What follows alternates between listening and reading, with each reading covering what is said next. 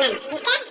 थोड़ा यहाँ पर देखिए 54 रामायणी नंबर 54, मरिगो ब्रह्म काशी को वासी शिव सहित हुए अविनाशी, मथुरा को मरिगो कृष्ण गुवारा, मरी मरी गए दसों अवतारा, मरी मरी गए भक्त जिन ठानी, सरगुण मां निर्गुण जिन आनी। साखी है नाथ मचंदर वाचे नाही, गोरख दत्त व्यास कहां कबीर पुकार के ही सब परे काल की फांस। समस्त साकार मूर्तिमान पदार्थों का विनाश होना अनिवार्य होता है। ऐसी स्थिति में त्रिदेव तथा राम कृष्ण आदि अधिकारी अवतारी पुरुषों का भी अस्तित्व सदा रहे, सदा कैसे रह सकता है। तो फिर उनके चिंतनादि तथा उनके शारीरिक मानसिक ध्यान उपासना करने से अचल विनाशी पद की प्राप्ति कैसे हो सकती है, ठीक है, कदापि नहीं। इसी से सदगुरु कहते हैं कि ब्रह्मा जी मर गए अर्थात उनका भी शरीर छूट गया, और काशी के निवासी शिव जी अमर कहने वाले इंद्रादि देवों के सहित मर गए अर्थात उनके भी शरीर नहीं रहने पाए। इसी प्रकार मथुरा के कृष्ण गोपाल भी मर गए अर्थात वे भी चले गए। विष्णु के वे दसों अवतार भी मरकर अर्थात वे भी 10-12 अवतार ले लेकर चले गए, सदा के लिए वे भी नहीं रहने पाए। तो हे मानव प्राणी, तू भी एक दिन मर जाएगा, क्योंकि अभिमान करता है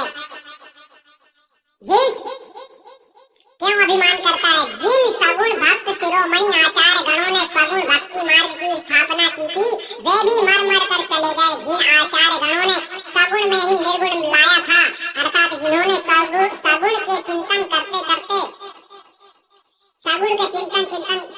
करते वही सगुण निर्गुण हो जाता है, ऐसा उपदेश किया था अर्थात जिन्होंने सगुण की भक्ति में निर्गुण भक्ति का अंतर्भाव किया था, वे लोग भी चले गए। सगुणोपासक का यह सिद्धांत है कि प्राकृत है गुणों से रहित होने से निर्गुण कहा जाता है। इस प्रकार वे लोग सगुण में ही निर्गुण का अंतर्भाव करते थे। मच्छंदर नाथ जी भी काल के हाथ से नहीं बच सके, और गोरखनाथ जी, दत्तात्रेय, व्यास जी भी नहीं छूटे। सदगुरु कबीर साहब कहते हैं, पुकार कर कहते हैं कि ये सब काल के फांस में पड़ गए। संसार में जो जन्म लेता है वह अवश्य मरता ही है। जो व्यक्त होता है वह अवश्य लीन होता है। इस नियम के अनुसार ब्रह्मादि विष्णु शिव ये त्रिदेव सृष्टि के आदि में निरंजन तथा आद्या देवी से उत्पन्न होते हैं, और महाप्रलय के समय शून्य के अंतर्गत ज्योति स्वरूप ओमकार ब्रह्म निरंजन में आद्या देवी के सहित लीन होकर रहते हैं। इसी प्रकार समस्त अवतारी पुरुष तथा इंद्रादि देव और ऋषि मुनि आदि की भी यही दशा होती है कि अमुक समय में उत्पन्न होकर अमुक समय में शरीर छोड़ना ही पड़ता है।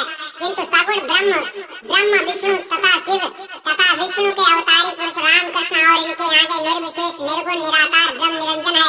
इससे भी परे आगे महाचेतन परम पुरुष परमात्मा है। वह सर्वदा काल विशुद्ध अखंड एक रस एक स्थिति में रहता है।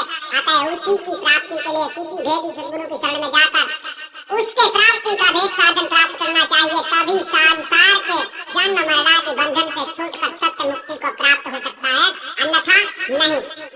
सतनाम साहेब बंदी, हम आपको फिर मिलेंगे।